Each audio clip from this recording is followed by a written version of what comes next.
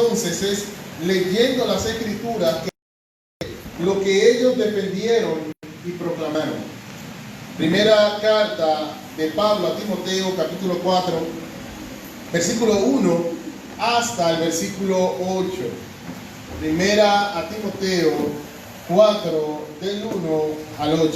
Dice la palabra de Dios: pero el Espíritu dice claramente que en los postreros tiempos algunos apostatarán de la fe, escuchando a espíritus engañadores y a doctrinas de demonios, por la hipocresía de mentirosos que, teniendo cauterizada la conciencia, prohibirán casarse y mandarán abstenerse de alimentos que Dios creó, para que con acción de gracias participasen de ellos los creyentes y los que han conocido la verdad. Porque todo lo que Dios creó es bueno, y nada es de desecharse si se toma con acción de gracias. Porque por la palabra de Dios y por la oración es santificado. Si esto enseña a los hermanos, será un buen ministro de Jesucristo, nutrido con las palabras de la fe y de la buena doctrina que ha seguido. Desecha las palabras profanas de Dios, ejercíciate para piedad, porque el ejercicio corporal para poco es provechoso, pero la piedad para todo aprovecha, pues tiene promesa de esta vida presente y de la venidera. Gracias, Señor. Padre, tú eres bueno, Jesús de gracia, como proclamaban aquellos hombres. Tú has llegado a nosotros por gracia. Y es por eso que toda la gloria es tuya, Padre. Hoy te rogamos en esta noche que tú tomes tu palabra, que tu Espíritu Santo la imprima en nuestros corazones, que nos haga reflexionar en momentos, pero a la luz de tu revelación, Señor. Que sea tu palabra la que nos fortalezca en esta noche. En el nombre de Jesús. Amén. La reforma y los asuntos de esta vida, glorificando a Dios fuera del culto, es el tema que hemos escogido para estos 3 días para exponer con relación a la reforma protestante. Ahora, ¿cuál es el propósito de este tema? ¿Por qué hemos decidido hablar de la reforma y los asuntos de esta vida? Y como subtítulo, glorificando a Dios fuera del culto. Generalmente cuando hablamos de la reforma, enfatizamos ciertas doctrinas como la que mencionamos al principio, las 5 solas de la reforma o las doctrinas de la gracia. Ahora, ¿cuál es nuestro propósito entonces al hablar de la reforma y los asuntos de esta vida? 2 propósitos, podríamos decir, o 2 objetivos. En primer lugar, mostrar que la reforma protestante no se limitó a los asuntos religiosos y celestiales, sino que incluyó en todas las áreas de la vida social y cultural. Primero es un objetivo histórico. Ver que este proceso histórico de la reforma protestante no se limitó a reformar a la iglesia en el sentido doctrinal, sino que afectó en la sociedad misma, en todo aspecto, valga la repetición, social y cultural. ¿Y qué tiene que ver eso con nosotros? Bueno, el segundo objetivo, motivar a la iglesia a glorificar a Dios fuera del ámbito considerado religioso. El propósito final es práctico. No es simplemente que pensemos en la historia. Y esto nos motiva entonces. Si la reforma protestante, los que obedecieron, nuestros padres en la fe, podemos decir así, lo que creían y proclamaban, no solamente afectaron la vida religiosa, sino que afectaron toda la sociedad, entonces nosotros debemos ser motivados como iglesia a glorificar a Dios fuera del ámbito considerado religioso. Por eso hemos tomado como subtítulo glorificando a Dios fuera del culto. La idea es que entendamos que, claro, glorificamos a Dios juntos aquí cuando estamos reunidos como iglesia, pero deberíamos glorificar a Dios en todo, como vamos a estar viendo en la tercera exposición. Si pues coméis o bebéis o hacéis otra cosa, hacedlo todo, dice la Biblia, para la gloria. Eso incluye trabajo, estudio, familia, uso de la tecnología, arte, deporte, política, todo debe ser hecho con la finalidad de glorificar a Dios. Ahora este tema lo veremos en 3 días, como hemos dicho, y vamos a ver entonces ese tema desde 3 enfoques diferentes. No todos los días nos vamos a centrar en la historia, aunque siempre hemos de decir algo de la historia, sino que vamos a tener 3 enfoques diferentes correspondientes a cada uno de los días. El día de hoy precisamente será enfoque histórico, y la idea es responder a la pregunta: ¿cómo la Reforma transformó la sociedad? El segundo día, la idea es un enfoque teológico, tiene que ver con verdades teológicas precisamente, y la idea es ver cómo la Reforma transforma, tiempo presente, nuestra cosmovisión. Cómo esa verdad de la Reforma puede transformar, no en el pasado, no ahora, nuestra manera en cuanto a la vida. Y el día número 3, el enfoque es práctico, cómo la Reforma transforma nuestras vidas cotidianas. Cómo esas verdades pueden transformar la manera en que yo vivo día a día, o como decía la canción que entonábamos ahora, cada momento, momento a momento. Cómo la Reforma transformó la sociedad, el enfoque histórico. Cómo la Reforma transforma nuestra cosmovisión, el enfoque teológico. Cómo la Reforma transforma nuestras vidas cotidianas, el enfoque práctico. Hoy veremos el enfoque histórico. Y vamos a ver 3 puntos principales. He titulado esta exposición de esta noche: el poder de la verdad. Cómo la Reforma transformó la sociedad. El poder de la verdad. Cómo la Reforma transformó la sociedad. Y este enfoque histórico que vamos a ver en el día de hoy, vamos a ver 3 cosas. En primer lugar, vamos a ver la base bíblica. O sea, hablar de la Reforma como un acontecimiento histórico sin verlo a la luz de las Escrituras no tiene realmente sentido. El cristiano ve la historia con su lente. Así que si hemos de hablar de la historia, tenemos eso a la luz de la Biblia. En segundo lugar, vamos a ver una reseña histórica y veremos precisamente ese efecto que tuvo la Reforma. Y en tercer lugar, la aplicación contemporánea. ¿Qué tiene que ver eso con nosotros el día de hoy? Base bíblica. Lo que vamos a ver en primer lugar, hermanos, es que durante la Reforma protestante lo que sucedió fue que se cumplió un principio de las Escrituras con relación a este tema. Hablando específicamente de este tema, de cómo la Reforma influyó en toda la sociedad, vamos a ver que lo que sucedió sencillamente fue que se cumplió un principio que ya está establecido en las Escrituras. ¿Y cuál es ese principio bíblico? Y que vamos a verlo con la Biblia, precisamente. Es que el Evangelio tiene que ver con la vida en su totalidad, por lo cual afecta todo aspecto social y cultural. Ese fue el principio que se cumplió con relación a este tema durante la época de la Reforma. El Evangelio tiene que ver con la vida en su totalidad. El Evangelio no solamente tiene que ver con lo que hago en el culto y con lo que voy a hacer toda la eternidad. Claro, tiene que ver con eso. Pero tiene que ver con todo en la vida. Con la vida en su totalidad, por lo cual afecta todo aspecto social y cultural. Y vamos a ver esa declaración en 2 partes. Primeramente, el Evangelio tiene que ver con la vida en su totalidad. El Evangelio tiene que ver con todo. 1 Timoteo capítulo 4, donde leíamos al principio.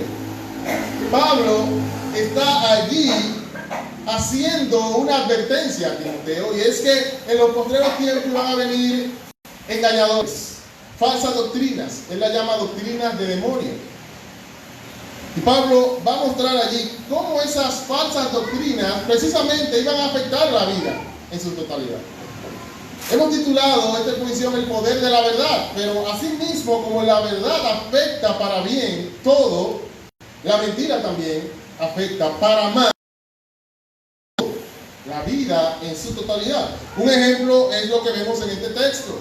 Dice allí Pablo que vendrían personas diciendo o prohibiendo casarse. Mira cómo algo tan hermoso de la vida es afectado por la mentira. Algo tan hermoso como el matrimonio. Uno dice allí prohibiendo casarse. Pero también prohibiendo abstenerse, ya mandando a la gente a abstenerse de alimentos que Dios creó. Mira cómo la vida, aún el área del comer, es afectado por la mentira. No como esto, porque eso es pecado. En tal fecha, porque aunque comerlo no es pecado, comerlo en tal fecha es pecado. Ahí la mentira afectó esa área que tiene que ver con la comida, que también es muy importante. Y la afecta para mal. La mentira. Y entonces Pablo habla de eso, y es interesante que precisamente estas son dos áreas en las que la Iglesia Católica Romana con su doctrina afecta. Probablemente Pablo también tiene en mente principalmente ciertas doctrinas gnósticas y de ciertas sectas de aquellos tiempos, pero eso se fructificó también para mal en lo que fue la Iglesia Católica Romana hasta el día de hoy, que una persona que ha de dedicarse a Dios, a un servicio completo, no puede casarse. O sea, cuando digo un servicio completo es desde su perspectiva. Según ellos, servir a Dios a tiempo completo incluye no casarse. Y en ciertas fechas se abstienen de comer ciertos alimentos. No, que hay que comer pescado, tal fecha. ¿Por qué hay que comer pescado? ¿Por qué no hay que comer otra cosa? La realidad es que afecta la vida, la mentira afecta la vida en su totalidad. Y entonces Pablo luego le va a decir a Timoteo que si esto le enseña a los hermanos, será un buen ministro de Jesucristo. ¿Si enseña qué? Lo que dice después, que todo lo que Dios creó es bueno y nada es de desecharse si se toma con acción de gracia, porque por la palabra de Dios y por la oración es santificado. Y él dice, bueno, si tú enseñas, la acción de Dios es con acción de gracia, desde una perspectiva espiritual y enfocado en la palabra de Dios, entonces tú vas a ser un buen ministro de Jesucristo. ¿Qué significa eso? Que así como la mentira afecta para mal, la verdad hace todo lo contrario. Por la verdad, Timoteo podía librar a la gente de caer en esas prácticas. Y su vida, en aspectos como ese, cotidianos, como el comer o el casarse, bueno, casarse no es algo cotidiano, pero vivir con tu pareja sí. Como el comer o el casarse, en esas cosas, aspectos de esta vida, la verdad afecta para mí. Es de provecho. Y entonces Pablo le va a decir a Timoteo que deseche las fábulas profanas y de viejas, o sea, desecha aquellos cuentos que te hacen apartarte del evangelio verdadero. Ejercítate para la piedad. Cuando está hablando de la piedad, está refiriéndose de una correcta relación con Dios. En eso tienes que enfocarte, Timoteo. En una correcta relación con Dios. Ahora, según esta carta, la carta de 1 Timoteo, una correcta relación con Dios tiene que ver esencialmente no con nosotros, sino con lo que Cristo ha hecho. El versículo 16 del capítulo 3 utiliza también la palabra piedad. Y dice allí, indiscutiblemente grande es el misterio de la piedad. ¿Y cuál es el misterio de la piedad? ¿Cuál es el secreto? ¿Cuál es esa verdad que ahora es revelada con relación a la piedad? Dios fue manifestado en carne, justificado en el Espíritu, visto de los ángeles, predicado a los gentiles, creído en el mundo, recibido arriba en gloria. El Evangelio. El Evangelio es el misterio de la piedad. Así, esa relación con Dios que Pablo habla aquí tiene que ver con el Evangelio. A través de Cristo y gracias. Y Pablo dice, en vez de estar concentrándote en esas fábulas, concéntrate en la piedad, en una relación con Dios a través de Cristo, por pura gracia. ¿Por qué? Porque el ejercicio corporal, ejercitarte para otras cosas, es provechoso. Pero la piedad, esa correcta relación con Dios por medio de Cristo, dice Pablo, para todo. Para todo. Y dice, pues pues tiene promesa de esta vida presente y de la venidera. El énfasis de Pablo allí es pensar en la venidera, el hecho de que aprovecha para todo y es más provechoso porque no solamente lo presente, sino también lo eterno, que es lo principal. Sin embargo, Pablo está enfatizando que es para todo y incluye la vida presente. Incluye la vida presente, el evangelio, la piedad, una correcta relación con Dios por medio de Cristo, afecta a todo, dice Pablo, de manera positiva. Para todo es provechoso. Muchas veces la gente, cuando ve que alguien se convierte, entiende que esa persona, en todo aspecto de la vida, ahora va a ser un mediocre, porque ahora es creyente.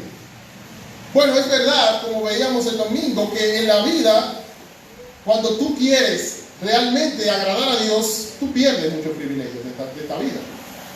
Pero eso no significa que es que ahora tú eres un mediocre en todo aspecto de la vida. Lógicamente ahora tú lo vas a hacer con la intención real y correcta y vas a vivir para gloria, porque aprovecha en todo aspecto de tu vida. Lógicamente ese provecho es espiritual, porque es que ahora tú ves la vida espiritual y tú ves cada aspecto de la vida de manera espiritual. Pero el punto es que aprovecha para todo. Y dice, tiene promesa de esta vida presente y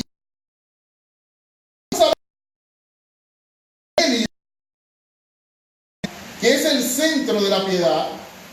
Ese evangelio, cuando llega a la vida de una persona, cuando afecta realmente todo aspecto y cultural. Por ejemplo, Lucas capítulo 3.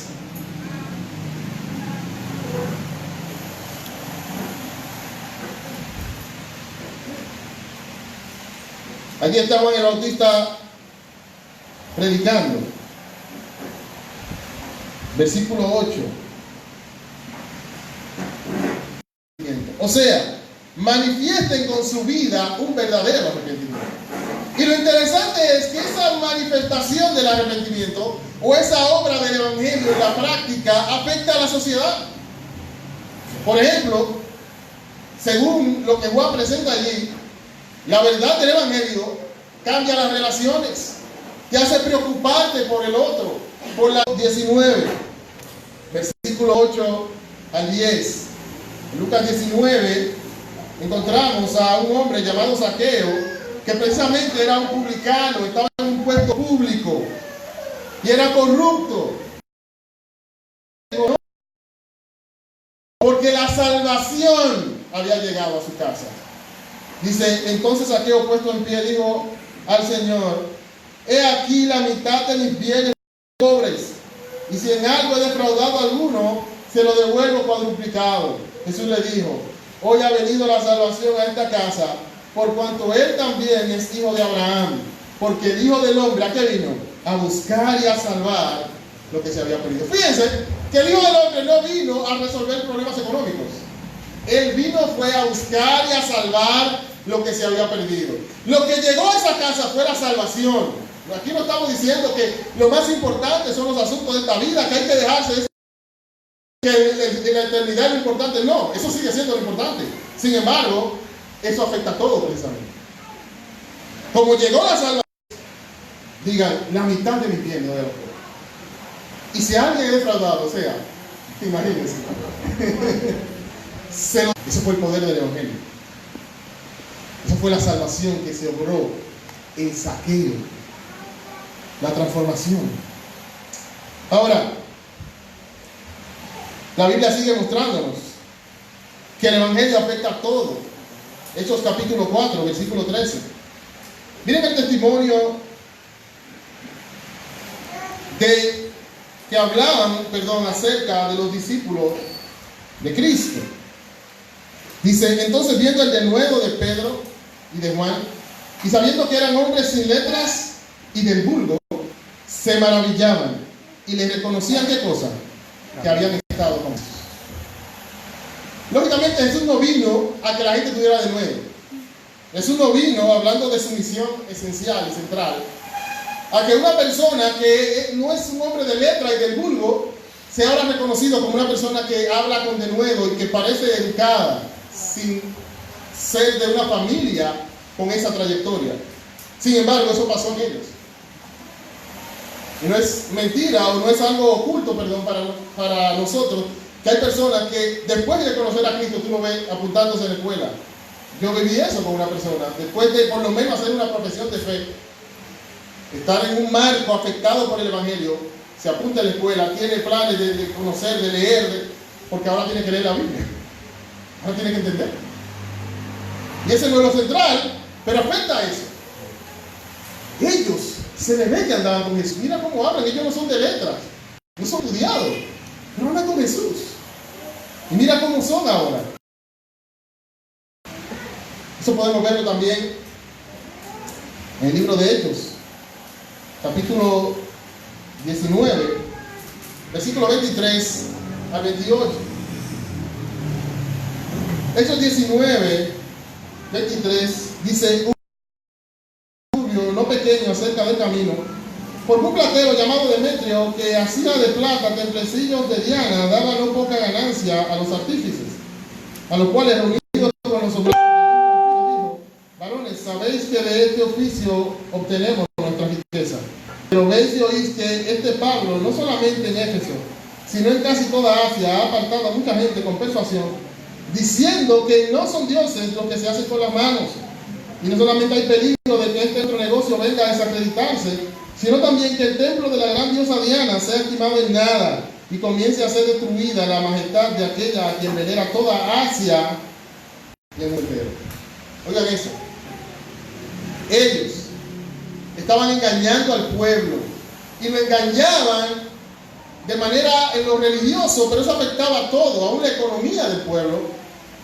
Ellos lo hacían comprar esos templecillos de la diosa Diana que no servían para nada, pero la verdad del Evangelio, diciendo allí claramente que no son dioses los que se hacen con las manos, algo obvio, le abría los ojos a las personas. Se le estaba cayendo el negocio, estaba en amenaza la religión oficial de aquel lugar, estaba en amenaza el centro religioso central de aquella región, por la verdad del Evangelio. Y así podíamos seguir viendo otros textos, viendo por ejemplo en Filemón, como un hombre que es esclavo de otro, ahora Pablo le dice que lo trate como hermano, con amor, como a un igual, cuando en la sociedad el esclavo era menos. Pero el Evangelio cambiaba la perspectiva aún de tratar a tus semejantes, siendo, fuera cual fuera, su posición social. Así que es obvio, hermanos, que el Evangelio, la verdad del Evangelio, afecta a todo aspecto de la vida, por lo cual afecta de manera positiva todo aspecto social y cultural. El miedo que tenía en Éfeso se volvió realidad. ¿Dónde está hoy el templo de la gran diosa Diana? ¿Dónde está ese culto que todo el mundo tiene por la diosa Diana? ¿Dónde está? Que adora Asia y el mundo entero. Se desvaneció. ¿Y saben por qué se desvaneció? No fue por el ateísmo que se desvaneció, fue por la llegada del cristianismo. La llegada del cristianismo a Europa desvaneció no solamente el culto a Diana, el culto a todos los otros dioses. Y los lugares que ellos utilizaban para adorar a sus dioses fueron utilizados como iglesias. Así que es cierto, cuando el Evangelio llega, afecta todo aspecto de la vida. Y entonces, diciendo esto, ya hemos entrado a la reseña histórica. Precisamente para hablar de la reforma hay que hablar de la iglesia primitiva, porque la reforma fue sencillamente un regreso a algo que ya estaba. La iglesia, el temor que tenían los plateros fue hecho realidad. La iglesia primitiva realmente con la verdad transformó la sociedad. Y un culto que ha tenido como un culto de una minoría nació en Israel, se convirtió en la religión reconocida en todo el Imperio Romano, tumbando el paganismo. Y entonces hoy día la gente dice, mira, se está perdiendo los valores. Y como digo, en muchos, ¿cuál es el valor?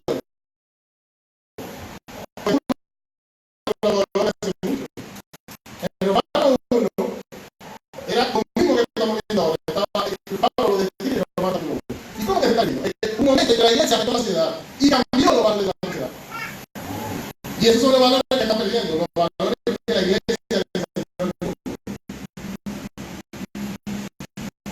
porque el mundo no tiene valores. Y entonces, que la iglesia realmente cumplió con su función de ser sal y luz, incluyó que se llevaban peleas a muerte, se lanzaron personas a bestias, y eso lo hacían en público, en vivo y gozando. Esa era la ciudad. Y eso era lo común. Y eso no es común el diablo. ¿Por qué no es común? Llegó el cristianismo. Llegó el cristianismo, ¿sabes? Se armó eso. Y entonces, hoy día los gobiernos muchas veces lo hacen, otras veces simplemente lo dicen, pero se entiende que hay un compromiso del gobierno de atender a los necesitados, a los que tienen ciertas carencias. Y eso no era propio del Imperio Romano. El Imperio Romano no tenía esos valores. Todo lo contrario, el Imperio. Y entonces, lamentablemente, esta iglesia que dio vuelta a la historia también fue influida por el mundo. Y entonces la iglesia se casó con el Estado. Y entonces la iglesia comenzó a cambiar el evangelio. De salvación por gracia a salvación por obras. Y entonces la iglesia comenzó a adorar imágenes como lo hacían los paganos. Y la iglesia comenzó a traer mandamientos de hombres, imposiciones no bíblicas, y más que eso, ignorancia absoluta de la Biblia. Y entonces la iglesia en la que Martín Lutero se encuentra, no es esa iglesia que impactó el mundo, no, esa iglesia que fue influida por el mundo. Ahí está Martín Lutero, iglesia católica romana, y es allí donde él, no viendo un texto bíblico que hable de los problemas sociales, no, viendo un texto bíblico que habla de cómo tú te justificas delante de Dios, volteó toda la sociedad. Eso me maravilla del evangelio. Martín Lutero estaba buscando, dije, ¿cómo resolvemos el problema económico? ¿Cómo resolvemos los asuntos políticos? ¿Cómo somos justos delante de Dios? Y entonces el texto decía que en el evangelio la justicia de Dios es por fe. El justo va a vivir por fe. Y eso fue suficiente para darle vuelta a la vida de Martín Lutero, a la vida de la iglesia, pero a la vida de la sociedad occidental completa. El texto bíblico centrado en el evangelio. Y entonces la reforma que inició con este hombre y fue creciendo afectó no solamente la iglesia, sino la vida social. Y quiero ver solamente 3 aspectos de forma rápida que la reforma afectó. Y esos 3 aspectos quiero presentarlos porque son fundamentales en una sociedad. Claro, afectó mucho más, afectó la ciencia, afectó el arte. Pero quiero centrarme específicamente en la política, la educación y la economía. En primer lugar, la política. La reforma protestante trajo una conciencia de la libertad religiosa. Claro, como la iglesia católico romano imponía la religión, y como ellos estaban en lugar de gobierno, de autoridad sobre el pueblo, ellos podían imponerse por encima de la conciencia del pueblo. Pero las verdades que descubrió Martín Lutero y los demás de la escritura le llevaron y la reforma trajo el principio de libertad religiosa y con ello la libertad del individuo en todos los aspectos. Si la conciencia del hombre es libre, no debe estar esclavizada a la voluntad de un gobierno gobierno, ya sea secular o religioso, entonces eso trae libertad en todos los aspectos al individuo, al ciudadano, que ya no vive bajo una dictadura, sino que entiende que él tiene la responsabilidad delante de Dios de creer. Dice, por ejemplo, el historiador Justo González, por cuanto la salvación significa la fe del individuo, por implicación, el protestantismo envolvía el derecho y el deber del individuo de juzgar por sí mismo en los problemas religiosos. Claro, como es justificación por fe, pero ¿fe de quién? Del individuo. Lógicamente sabemos que es una fe generada por Dios, que es obra de la gracia soberana de Dios. Sin embargo, desde la perspectiva humana, tiene que ver con el individuo de manera específica. No con un líder que le imponga la fe, sino con una acción de creer de la persona misma. Y entonces, los reformadores proclamaban la libertad religiosa porque el ser humano tenía que decidir, hablando humanamente. Sabemos que es Dios quien obra en nosotros. Pero el ser humano tenía que creer, él tenía que juzgar, él tenía que reflexionar de manera individual. Y eso afectó en todo aspecto de cómo la sociedad comenzó a interactuar, los ciudadanos, unos con otros y con aquellos que le lideraban. La Reforma Protestante también enseñó que el rey ha de estar sujeto a la ley. El rey no está por encima de todo. Y esa fue la base para que las naciones entendieran que debían ser constitucionalistas. No es un hombre el que dicta, no hay una ley por encima de ese hombre. Y él tiene que sujetarse. Precisamente el Antiguo Testamento enseñaba eso. Dios le dice al pueblo a través de Moisés, que cuando ellos tuvieran un rey, porque lo iban a pedir, no porque Dios le había dicho, porque lo iban a pedir, ese rey tenía que escribir una copia de la ley. Y tenía que leerla todos los días de su vida, con varios propósitos. Uno de ellos, para que aprendiera a temer a Jehová. Pero ¿saben cuál era el último propósito que menciona? Para que él no se enalteciera sobre sus hermanos. Que él entendiera que él está por debajo de la ley. Él no está por encima. Y entonces esa conciencia de que el rey no está por encima y que no debe enaltecerse sobre sus hermanos es la base de aquellas cosas que hoy día defendemos y que lamentablemente nos quieren robar. Nos quieren robar a la sociedad de hoy. Pero que fueron producto de las verdades de la Reforma. La Reforma puso entonces los cimientos de la democracia moderna, porque las verdades del Evangelio derriban todo intento de un ser humano querer tomar el poder por encima de todos. Por ejemplo, la verdad de la depravación total hace que desconfiemos de todo el mundo. Hermano, hay que desconfiar de todo el mundo. Tú no puedes depositar, ¿en qué sentido lo digo? Tú no puedes depositar tu vida en las manos de los hombres y decir, no, él es sabio, él solo que decida todo. Ajá, es un pecador, que su corazón es engañoso y perverso más que todas las cosas. Y entonces esa verdad hacía necesario que se dijera, un solo hombre no puede tener todo el poder.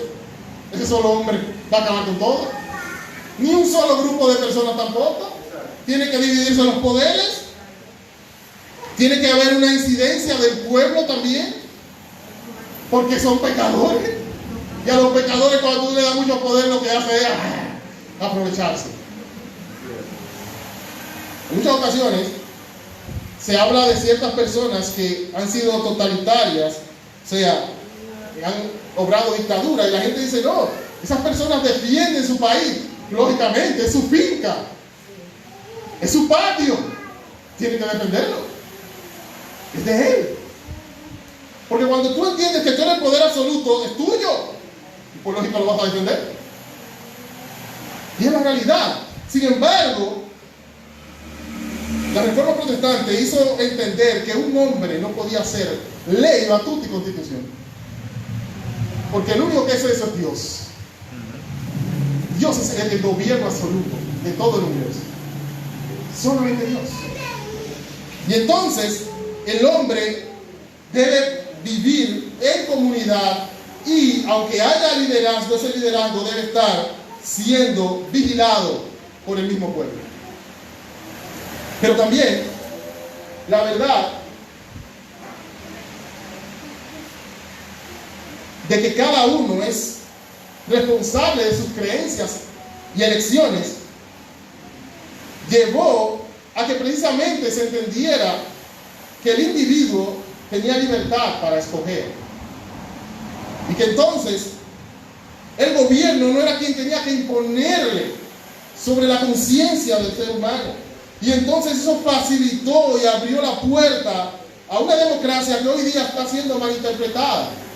Porque se está entendiendo hoy día que el gobierno del pueblo o la democracia, la idea es que todo el mundo tiene derecho a lo que sea y que hay que respetarle eso. Y esa no es la idea. Porque lo que sea nunca va a ser bueno. Precisamente la razón por la cual todo el poder no puede estar en la mano de un hombre es porque él va a hacer lo que él quiera. Entonces, si no está en la mano de él, tampoco puede estar en la mano de que todo el mundo haga lo que él quiera, porque estamos en lo mismo. Y ese es el problema de la democracia como se está interpretando en el día de hoy. Así que los países de la Reforma impulsaron la democracia, pero también impulsaron la educación. La Reforma produjo naciones alfabetizadas, siendo que el cristianismo se guía por un libro, la Biblia, y no por las palabras de los hombres. Era necesario aprender a leer, sí o sí. Precisamente los reformadores tradujeron la Biblia al idioma del pueblo. El asunto no era leer la Biblia en latín y que fuera leída por alguien y tú escuchando cosas que tú no entiendes. No, es que tú tengas una Biblia en tu casa y tú la leas en tu idioma, en español, en inglés, en el que sea tu idioma, y la entiendas y la comprendas. Pero para eso también tú tienes que saber leer. Y no le interesaba que la gente supiera leer. Y entonces, cuando llegó la Reforma, sí importaba que la gente supiera leer. Y había que leer la Biblia, pero no solamente la Biblia, los libros. Adquirir conocimiento precisamente para no ser manipulado, que era lo que sucedía en aquella sociedad. Oh hermanos, ¿cuánto disfrutamos hoy día de los sistemas de educación pública y obligatoria? Cuando digo obligatoria es que es lo que cada ciudadano debe hacer, educarse, y la educación está ahí abierta para todos. ¿Cuánto disfrutamos de eso? Y se habla las instituciones gubernamentales que tienen que ver con eso, hablan de su trabajo, pero no mencionan nunca. No se habla nunca en las universidades. Estaba tomando la historia de la educación y no se mencionó eso nunca. Digo, sí se mencionó porque yo tuve que mencionarlo. Pero realmente no se iba a mencionar. De que la educación pública y obligatoria fue el resultado de la reforma. Un sistema de que una escuela pública obligatoria para todos se conoce que nació en Suiza, en la Suiza influida por la enseñanza de Calvino. La primera escuela de esa naturaleza fue en Suiza, en Ginebra, en el año 1536. Así que hoy día eso no se dice. Yo recuerdo que en la materia de historia de la educación, todo lo que se decía o se enfocaba en la universidad era que la religión siempre afectaba a la educación. Esa era, para ahí va todo. Yo veo acá, pero esa es la moraleja. Que la religión afecta, no tiene el escolasticismo, pero claro, están hablando de la Edad Media, claro que sí. Pero entonces la reforma se volaba y no se mencionaba. Entonces yo tuve que levantar la mano. La realidad es que es cierto que el conocimiento de la verdad puede llevar a eso. Pero los que entendieron la Biblia correctamente, ellos influyeron al punto que la primera escuela pública obligatoria fueron cristianos protestantes. Y la maestra entonces dijo, sí, eso lo vamos a ver más adelante. Nunca lo vimos. Eso nunca, y yo esperando, ¿cuánto que lo vamos a ver? Porque eso no importaba. Pero es historia. Es historia. Y entonces ahí mismo en Suiza, en 1559, donde ministraba Calvino, se fundó una universidad gratuita, donde todo el mundo tenía derecho a la oportunidad de estudiar. Y esa tradición continuó entre los países reformados. Por eso más adelante vemos que se fundaron universidades que hoy día son las más prestigiosas, las más conocidas, pero que además de eso proclaman el ateísmo en el seno de sus enseñanzas, pero que fueron fundadas pensando en que Dios tenía que ser glorificado en todas las ciencias. Universidades como Oxford, Cambridge, Harvard, Yale, Princeton, que tú lo escuchas en películas. Graduados de Harvard, ¿no? Esas universidades que hoy día proclaman una vida sin fe en Dios, fueron fundadas por hombres que realmente lo que querían era que Dios fuera glorificado, influidos por las verdades de la Reforma. Yale, por ejemplo, inició como una escuela de pastores, ni siquiera era una universidad para toda ciencia, y hoy día proclama que Dios no existe. Qué interesante, ¿eh? Pero también la Reforma Protestante, por afectar en la política y en la educación, también afectó entonces en la economía. Durante la Edad Media la Iglesia y los monarcas mantenían a las masas sumidas en la pobreza para su propio beneficio. Sin embargo, la libertad en todos los aspectos que trajo la Reforma hizo que entonces esos países que abrazaron la Reforma Protestante se enriquecieran. Porque todas las verdades bíblicas que estaban ocultas para ellos comenzaron a comprender y ver la realidad, ver el trabajo desde una perspectiva bíblica, ver las clases sociales desde una perspectiva bíblica. Todo eso influyó para que esas naciones prosperaran. Yo soy de tal clase social, yo no soy un monarca, yo no soy un burgués. No, mi vida toda es yo debo vivir toda mi vida simplemente en el oficio que hacía mi padre y nunca pensar en hacer otra cosa y ganar la misma cantidad de dinero que ganaba mi padre. Y además no hay oportunidad para hacer otra cosa. Toda esa mentalidad era propia de la Edad Media. Y cuando llegó la Reforma Protestante, ellos entendieron que sí, el propósito de la vida no es enriquecerse, pero yo puedo desarrollarme más allá de lo que mis antepasados se desarrollaron. Y es mentira de que tú eres de los monarcas y eternamente tú tienes que ser monarca, que tú eres un escogido de Dios para ser monarca. En el sentido mal utilizado, porque sabemos que todo aquel que gobierna es Dios que lo puso. Y entonces ellos entendían que ellos podían progresar en medio de la sociedad, en el sentido económico. Pero entendían también que el trabajo ya no era un castigo como le habían enseñado, sino que era una bendición de Dios, que lo que había sido un castigo era la maldición que cayó sobre la tierra y que afectaba el trabajo, pero que el trabajo era la voluntad de Dios para el hombre. Entonces negaban al trabajo con otra perspectiva, el uso del dinero desde otra óptica. Y todo eso llevó a que estas naciones que abrazaron la Reforma Protestante fueran las más prósperas hasta el día de hoy. Aunque han dejado atrás la Reforma, a ellos les pasa lo que le sucede a los hijos vagos, que su papá trabajó y trabajó para hacer una fortuna millonaria. Y entonces le queda esa herencia, y él no trabaja. Puede ser que después llegue a la pobreza a la familia, pero hay tanto dinero que aún durante toda su vida él vive rico. Pero no fue porque él trabajó, fue por el trabajo del padre. La realidad es que esas naciones hoy día han abandonado el legado, sin embargo ha quedado el fruto de lo que sucedió en el pasado. Hoy día nosotros vemos, por ejemplo, las naciones en América que fueron influidas por la Reforma, que fueron fundadas por naciones influidas por la Reforma Protestante. Son las poderosas. ¿Y quiénes son las naciones que no son poderosas? Las naciones que fueron resultado de los países que continuaron el catolicismo. América Latina. Y entonces Canadá, Estados Unidos, la vemos y dice, wow, ¿por qué son naciones tan prósperas? Es que llegaron protestantes, con una mentalidad protestante a esas naciones. Y el resultado se ve hasta el día de hoy.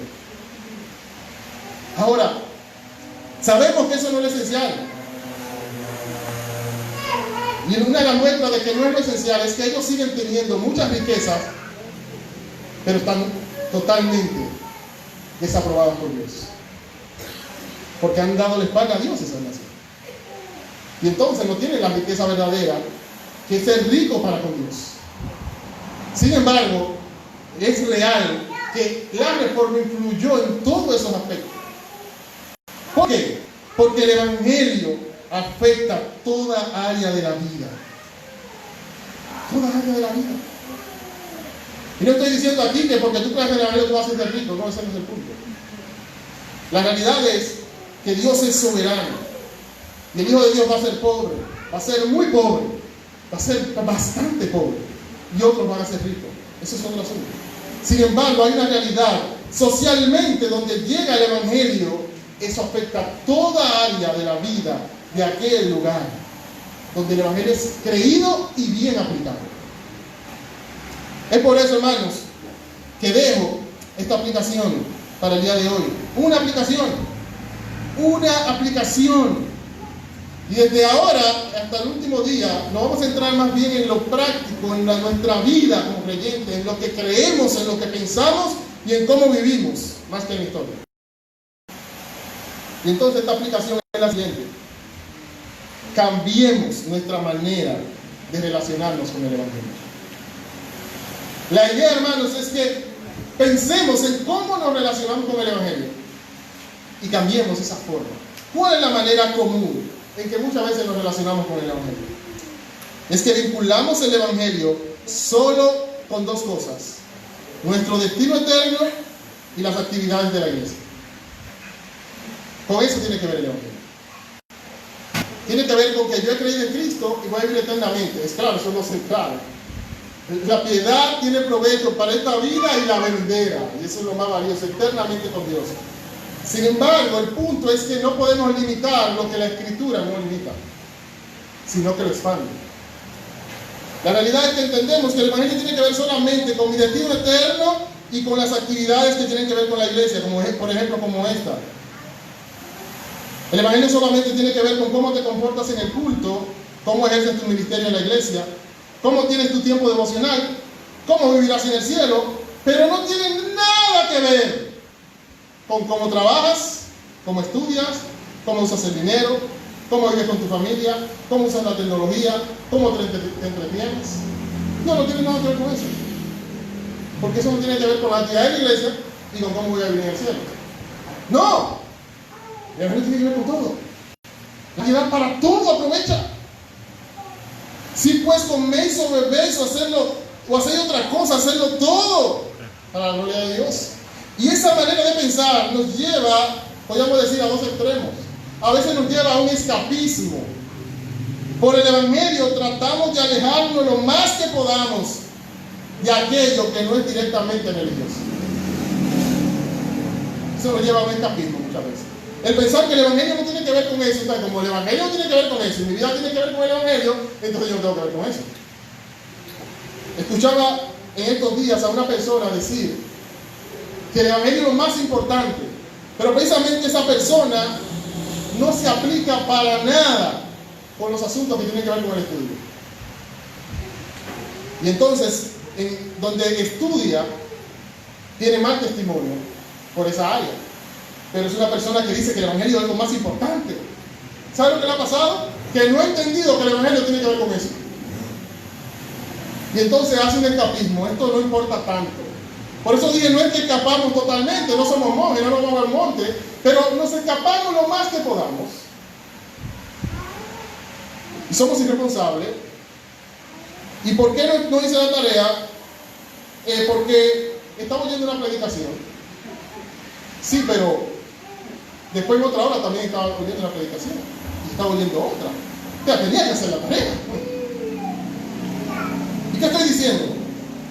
Que no debemos sacrificarnos. Claro, claro que no estamos diciendo eso.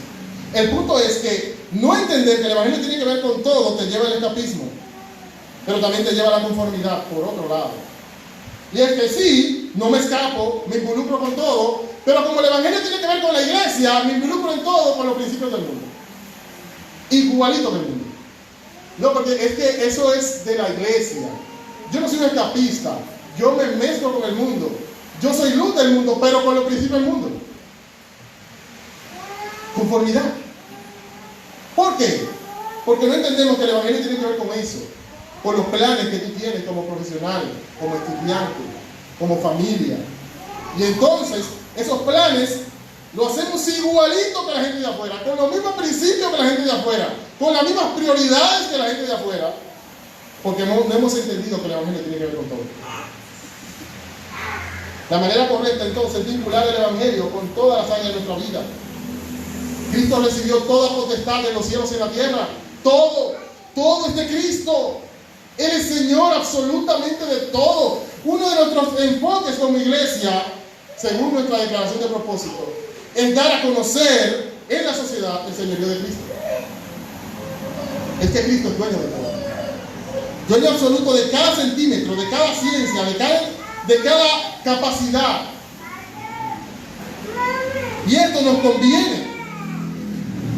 Esto trae gloria a Dios porque muestra que Dios no es un ídolo, como esos ídolos del Antiguo Testamento, de aquellos de los incrédulos que tenían y que muchas veces el pueblo de Dios cayó en eso, donde había un ídolo que era el Dios de la siembra, el Dios de esto, el Dios de aquello, y cada aspecto de la vida tenía un Dios. Y entonces para nosotros Dios es el Dios de la iglesia, pero tenemos otro Dios, el Dios del dinero. ¿Entienden? Tenemos otros dioses, porque Dios no tiene que ver con todo. Pero cuando yo tomo el Evangelio y lo aplico a toda área de mi vida, ¿sabes? Glorifico a Dios porque estoy diciendo que Dios es Dios de todo. Él es el Señor de su creación. Él es el Señor de la vida, de todas las cosas. Pero también nos conviene a nosotros, porque cuando aplicamos el Evangelio a cada área de la vida, vamos a experimentar bendiciones del Evangelio que tienen que ver con esa área de la vida. Aquí en esta vida, aquí en esta tierra. Por ejemplo, la Biblia habla claramente de cómo el Evangelio afecta el matrimonio. ¿Y qué sucede cuando dos personas, como creyentes, ambas entienden que el marido debe amar a su mujer como Cristo amó a la iglesia? Y esa mujer debe ver el ejemplo de cómo la iglesia, gracias a la obra de Cristo de regeneración, se sujeta a Cristo. Y ese es el punto de partida de ambos. Ellos se van a beneficiar en eso. Se van a beneficiar en eso. Pero también se beneficia a la sociedad porque son un testimonio de eso. De cuando los creyentes toman en serio el Evangelio, toda la sociedad se beneficia. Así que hermanos, nuestro llamado es entonces a que cambiemos ese enfoque de que el Evangelio solamente tiene que ver con algunas cosas. El Evangelio, ¿saben por qué? Porque Cristo es Señor de todo. Arrepentámonos si eso es lo que tenemos que hacer. Si veo mi vida y digo, pero Cristo no es Señor de todo mi vida, así es lo que yo lo veo realmente. Yo estoy viendo de otra manera. Arrepiéntete, reconoce eso, humíllate delante de Dios, hermanos. Eso es sencillo. Hermanos, serio esto. La realidad es que tenemos que detenernos, pararnos. Estamos demasiado mundanos, hermanos. Y mundanos no es que tú vas a andar por ahí con una recordada rara, con muchos colores, No. Mundano es que tú piensas como el mundo, te enfocas como el mundo, planeas como el mundo, decides como el mundo, sueñas como el mundo. Es una mundanalidad. Detengamos ese camino de mundanalidad. Parémonos en los caminos. Preguntamos cuáles son las sendas antiguas y andemos por él. Y hallaremos descanso para nuestras almas. No digamos no andaremos mal. No digamos eso. No digamos no andaremos. Hermano, la indiferencia es decir no andaremos. No andaremos no es decir ahorita no andaremos. No. Es que, ¿es verdad? Sí. Eso es decir, no andaremos. No lo hagamos. Y lo bueno es que ese mismo evangelio que cambia la vida, que afecta a la sociedad, que afecta a todo aspecto de la vida social y cultural, pero que sobre todo salva al ser humano. Ese mismo evangelio te dice a ti que hay una fuente de gracia en Cristo cada vez que tú tienes que decir, voy a comenzar de nuevo. Porque Cristo murió por ti, no cuando tú eras el más obediente, el que más le glorifica, el que más lo tiene como Señor del universo, el que más aplica el evangelio en cada aspecto de su vida. Es cuando eras impío, cuando era enemigo, Él te amó. Si siendo enemigo, murió por ti. Si siendo enemigo, te dio la salvación. No te va a recibir siendo hijo. Vayamos a Él en arrepentimiento y que Él cambie nuestras vidas. Vamos a orar. Oh Padre, gracias en esta noche. Oh Dios, te rogamos ahora, al ver el aspecto histórico, que tú prepares nuestros corazones para mañana, para ver lo teológico, lo práctico de este tema, y para cambiar nuestras mentes, corazones y vidas, Padre.